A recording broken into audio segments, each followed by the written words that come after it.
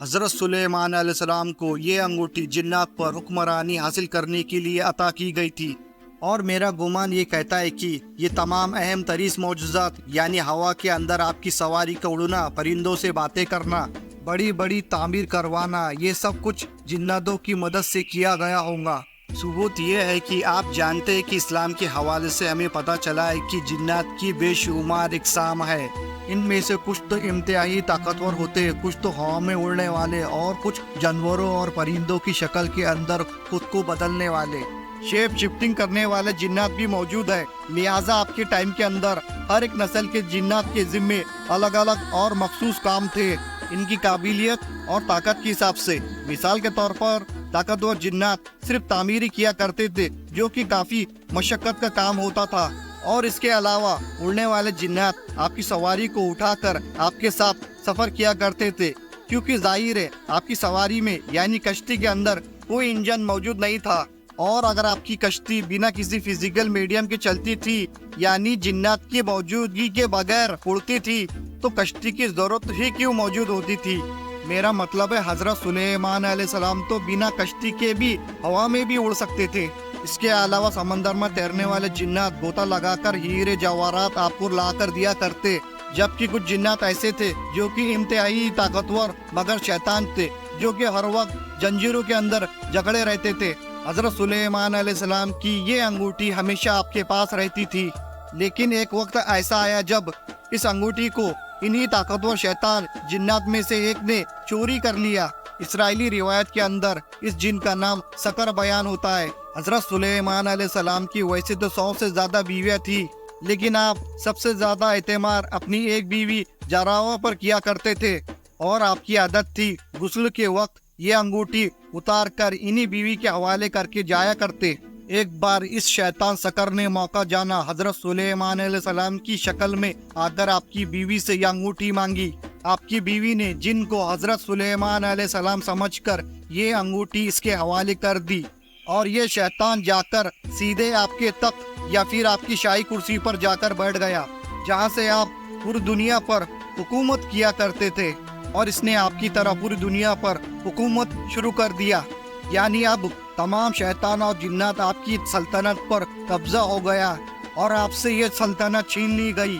اللہ تعالیٰ نے آزمائش کی خاطر خود شیطانی جنات کو ایسا کرنے کی اجازت دے دی، اور حضرت سلیمان علیہ السلام کو ان کی زندگی کی سب سے بڑی آزمائش کے اندر ڈال دیا۔ اور اس واقعے کو قرآن کریم کی سورہ 7 کی آیت 34 کے اندر اس طرح بیان کیا گیا: بے شک ہم نے سلیمان کو آزمائش میں ڈالا اور ان کے تخت پر عجیب و غریب قسم کے جسد کو ڈال دیا، اور پھر بعد میں انہوں نے اپنی سلطنت کو واپس پائی۔ عربی زبان میں اس شیطانی جن کے لیے جسد لفظ کا استعمال کیا گیا، جو کہ انتہائی اہم ہے۔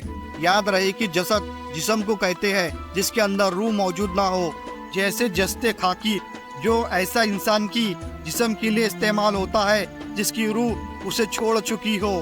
اپنی سلطنت سے اسی طرح بے دخل ہو کر وہ ایک عام انسان کی طرح زندگی گزارنے لگے، ایک جگہ پر جا کر مزدوری کرنے لگے۔ 40 دن تک یہ سلسلہ ایسے ہی چلتا رہا۔ اس شیطان کو ہر چیز کے اوپر کنٹرول تھا سوائے آپ کی بیویوں کے۔